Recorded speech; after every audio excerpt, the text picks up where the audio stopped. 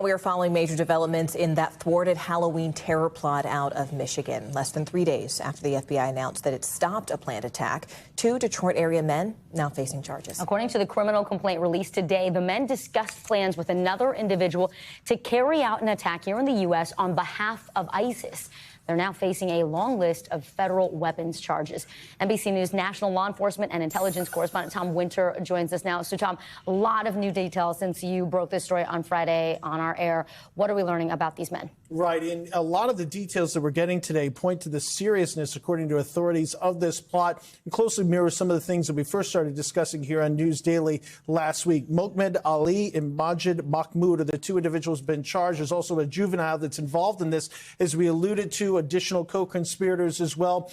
Taking a step back here, we'll get into the details of the plot. This is very similar to the type of ISIS-style plotting that we saw a decade ago. And that's how it was kind of hinted to me on Friday. This is a little bit back to the future here, and that we're talking about a group coming together, making coordinated purchases of weapons, having discussions among themselves, consuming a lot of jihadist material, but then also going out and trying to reach out to an individual located in Syria at an ISIS camp there. And that kind of command and control and wanting to talk to ISIS, wanting ISIS's blessing for this attack is something that's more reminiscent and frankly a little bit more troubling based on what we used to see in the past, and is totally consistent with our reporting about kind of a little bit of resurgence here of ISIS. Specifically the plot, we're talking about a number of meetings that occurred in person. We're talking about meetings that occurred over Telegram, scouting of bars and restaurants in Detroit, including LGBTQ, as the FBI puts it, bars and locations, not places that these individuals were going to themselves, but they were traveling there. As we all know, there was the Pulse nightclub attack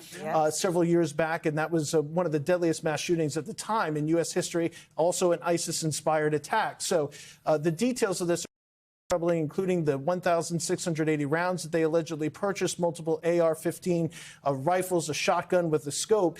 And then there was the reference, as we first reported on Friday, this reference to pumpkin. And that apparently happens on October 22nd. You're looking at some of the images, by the way, from the complaint, these firing and looking at these weapons. But they reference pumpkin. And we see this so often in terrorism cases. Sometimes certain elements of a group are just ready to do the attack now. They want to get out there and they want to do it. And so they talk about the fact of, look, I don't want to wait till our attack date. The pumpkin is where it's at. So that was why the FBI moved. We talked about that on Friday. Now, a lot more clarity today. Halloween. Halloween. Yeah. So that was a reference clearly to October 31st. Type attack. And that's why the FBI, since they had an undercover in with this unit, we can now say that because it's included in the complaint. They had somebody who was within the communications of the group. They felt like, you know what, this is a risk too great, even though they had surveillance on at least one of these individuals dating back to July. My goodness. Chilling. I mean, it's the coordination of it. And as you said, the seeking of the blessing that is just so haunting. Tom Winter, thank you for being all over this. We appreciate it. Thank you, Tom. We thank you for watching, and remember, stay updated on breaking news and top stories on the NBC News app or watch live on our YouTube channel.